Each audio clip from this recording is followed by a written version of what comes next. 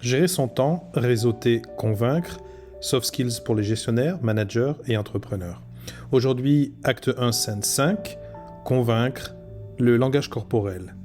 Également disponible en podcast, en livre PDF gratuit ou encore en livre papier, consultez www.jeromearnaud.com ou suivre les liens dans la description de la vidéo.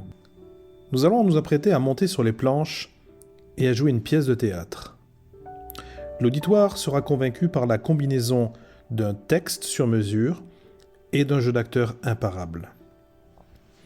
Parmi la multitude d'éléments constitutifs du langage corporel, nous allons passer en revue ceux particulièrement identifiés comme pouvant venir en soutien à une stratégie de persuasion. Non seulement votre langage corporel est un élément de langage puissant, influençant considérablement la façon dont les autres vous perçoivent, mais il peut également affecter directement votre attitude, votre fonctionnement interne. Si vous offrez une posture, les bras fermement croisés, beaucoup pourraient ne pas s'ouvrir ou vous parler parce qu'ils supposent que vous n'avez aucun intérêt pour la conversation. Dans une telle posture, vous serez également incité à vous exprimer de façon plus négative. Il peut être difficile de prendre conscience de vos attitudes physiques et de vos mouvements corporels, mais une fois que vous le faites, vous disposez d'une nouvelle gamme d'outils dans l'arsenal nécessaire à la conviction. Débutons par la posture. Comme nous venons de le voir, des bras croisés véhiculent systématiquement la fermeture d'esprit. De surcroît, ne pas montrer la paume de ses mains amène le message inconscient que vous avez quelque chose à cacher.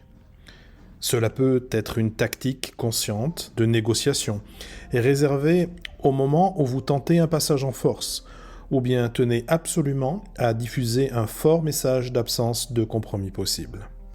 Quelqu'un qui commence à ouvrir les bras quand il parle fera savoir aux autres qu'il offre une large ouverture d'esprit et qu'il est confiant et disposé à parler de toutes choses.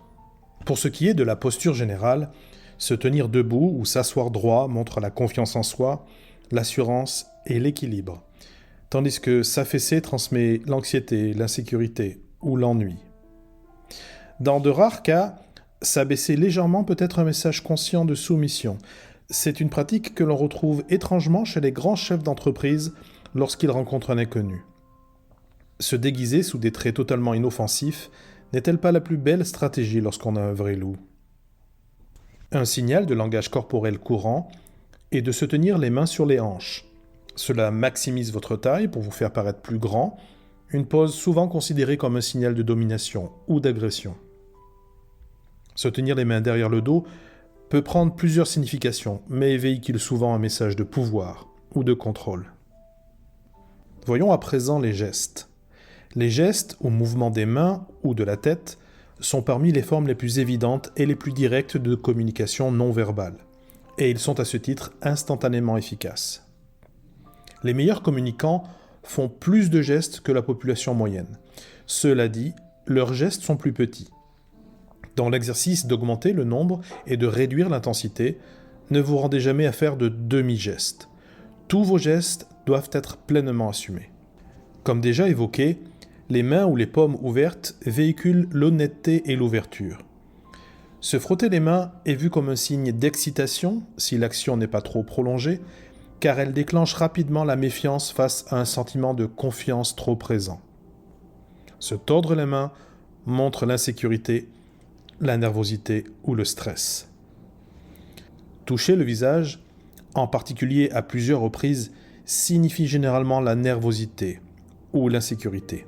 Cependant, toucher l'oreille, les yeux, le nez ou la bouche peut signifier des sentiments différents. Par exemple, tirer sur l'oreille signifie généralement de l'indécision, une attitude évasive où vous n'avez pas encore pris de décision.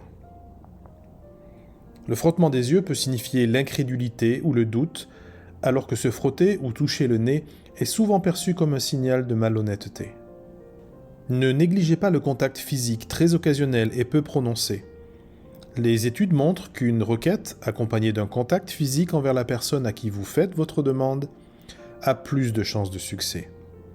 Le toucher, bien utilisé, crée une grande perception de sympathie. Encore une fois, point trop n'en faut. Une simple pression sur le bras ou sur l'épaule suffit. Voyons les expressions faciales.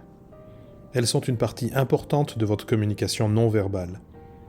Avec 43 muscles et la capacité de façonner plus de 10 000 expressions faciales, il n'est pas étonnant qu'elles aient la capacité de révéler autant de choses sur nous. Cependant, contrairement à ce que nous avons vu jusqu'à présent, nous disposons de beaucoup moins de contrôle sur ce vocabulaire du visage. Passer en revue les expressions faciales serait le sujet d'un autre podcast. Faites l'effort, ceci dit, d'être conscient de ces expressions lors de vos prochaines discussions professionnelles ou en famille. Les lister est un bon exercice, vous permettant de mieux les comprendre et de tenter d'en contrôler certaines. Le regard. Pour être persuasif, assurez-vous de maintenir un contact visuel environ 50% du temps lorsque vous parlez et 70% du temps lorsque vous écoutez. Pour ce faire, vous devez établir un contact visuel pendant 4 à 5 secondes, puis détourner le regard pendant quelques secondes avant de retourner votre regard pour établir à nouveau un contact visuel. Ces ratios semblent être optimaux car ils équilibrent l'intérêt porté à l'autre, ce qui nécessite un contact visuel, et l'absence d'agressivité que peut parfois véhiculer un regard trop insistant. Une petite attention sur le sourire. Même si marginale, une des fonctions du sourire est la domination.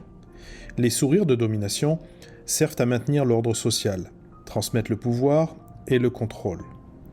Ils ressemblent davantage à des sourires narquois et sont souvent déséquilibrés, où un seul côté de la bouche se recroqueville.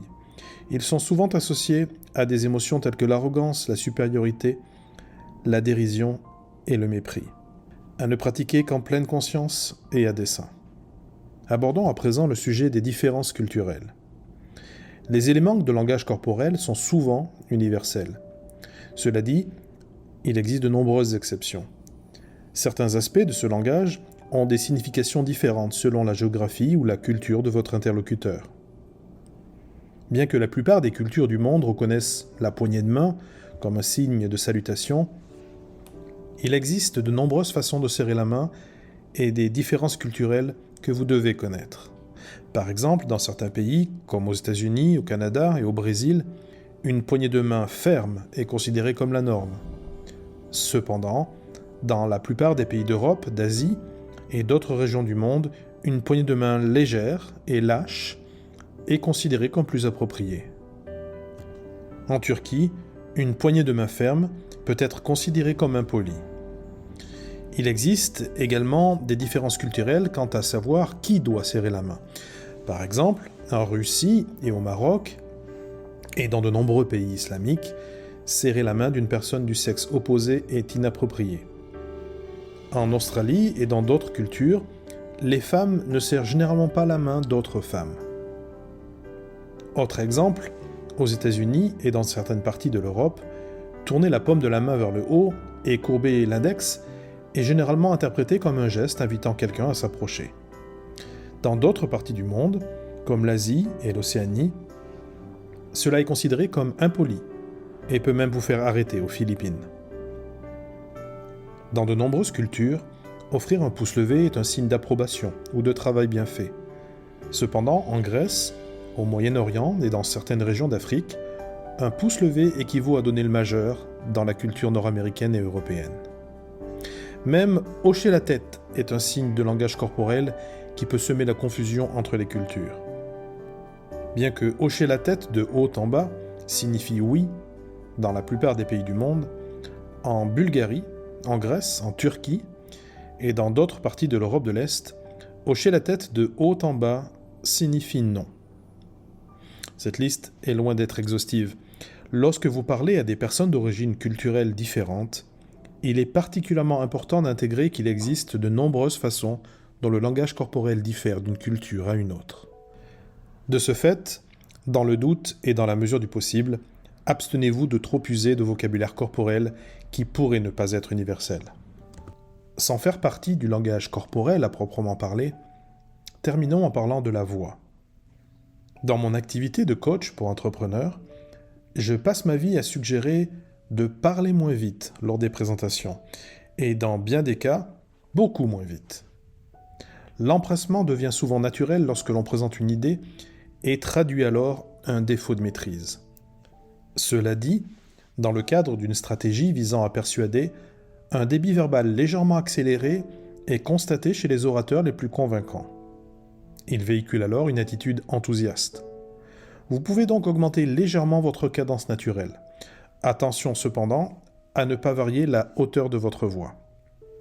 Abaisser la hauteur de sa voix avec une tonalité plus grave au bon moment est une technique très efficace lorsque vous désirez communiquer l'autorité et la confiance.